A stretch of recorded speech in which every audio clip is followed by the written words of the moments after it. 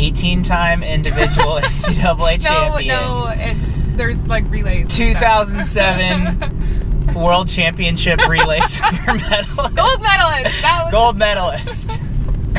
Most Swam importantly, in the morning. I was on an 800 for relay once in my life.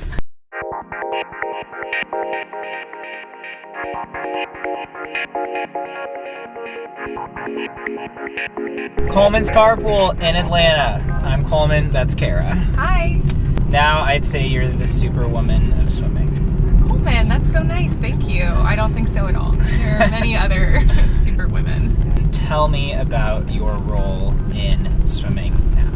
I retired from swimming about 4.5 years ago after London, and I didn't really know what I wanted to do, but I knew that my passion was in swimming. I've always been a swim nerd. I think you and I have gone toe to toe on this stuff. It was not pretty. I'm a huge swim geek, and but I knew I wanted to stay in swimming. So for a couple years, I said yes to whatever came my way, and that was, doing a lot of different clinics, different speaking engagements. I was part of the movie Touch the Wall that came out with Missy 2 or something years ago, and I also work for a swim school.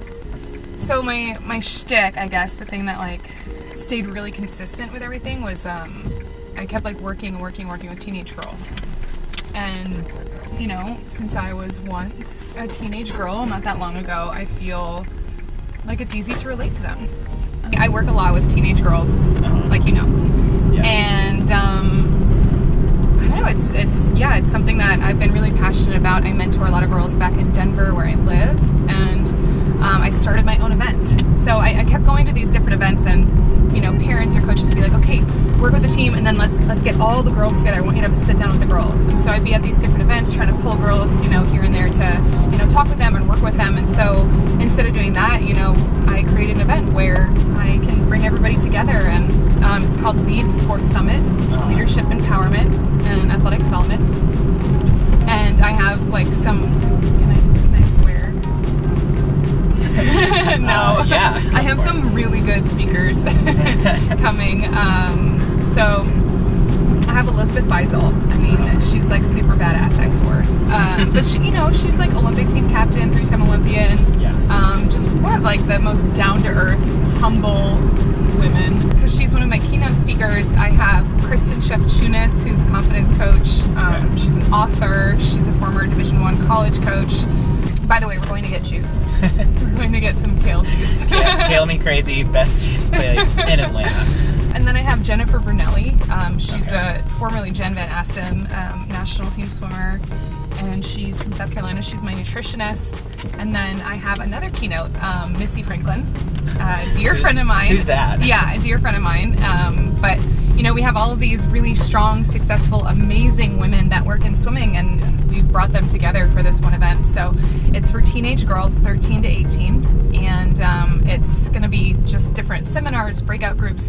We have one swim clinic, so we'll be getting in the water. We have a stand-up paddleboard excursion too, which might be funny. It's just anytime you take swimmers and take them out of their natural habitat, and you would think stand-up paddleboarding would be similar, but it's not. It requires balance, it requires coordination, it requires using gravity. None of those things swimmers can do well.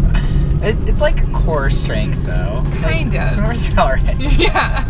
Well, at least the water will be warm because it's in Austin, Texas. So. So why'd you choose Austin? Yeah, that's also a good question. I took a U.S. map and I dotted all the different places that I could potentially host it at. But I was like, you know what? Austin is such a genuine swimming hub. There are so many great teams there. There are amazing facilities. And, Texas is huge. Everybody can drive there. And then Austin's also really easy to fly into from the Midwest. And if parents are going to come and, travel with their kids and they have to stay in Austin for the weekend, it's not a bad place to be, to hang out, while your daughter is attending the summit. So yeah. That's why. Nice. Yeah, and I secretly want to live there. Why is this specific issue so important to you? I'm the youngest of 3, and I have 2 brothers. And I didn't really have an older sister mentor, but I had some amazing coaches and amazing mentors in my life. And I thought that was normal. Like I swam for John Urbanchek and Jack Bowerly and like, these like crazy, like just inspiring human beings.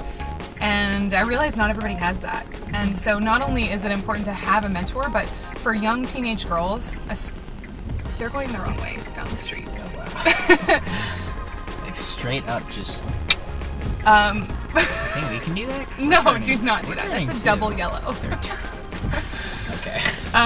But for young girls to have like a female mentor, it's so important. And a lot of girls drop out of sports around ages 13 and 14, and so keeping them involved in sports, helping them find, how can I be a better leader? How can I make sports work for me? And whatever your goal is, if it's to go to the Olympics, if it's to, compete in college, if it's to go to high school, state, whatever that is, figuring out how you can really accomplish that and become a team leader and communicate better with your coach and better with your parents, because it's a really challenging time.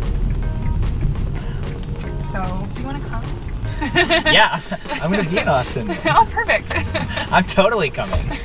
We'll put all 70 girls in Coleman's car for this. Oh my God, that would be cool. Hey, I brought a 50-passenger van. How ironic. Come on down. Oh, it's probably a bus. We will have a bus. Maybe we could do something. I don't know, Kara. All right, that's probably good. Sweet, thanks. Yeah.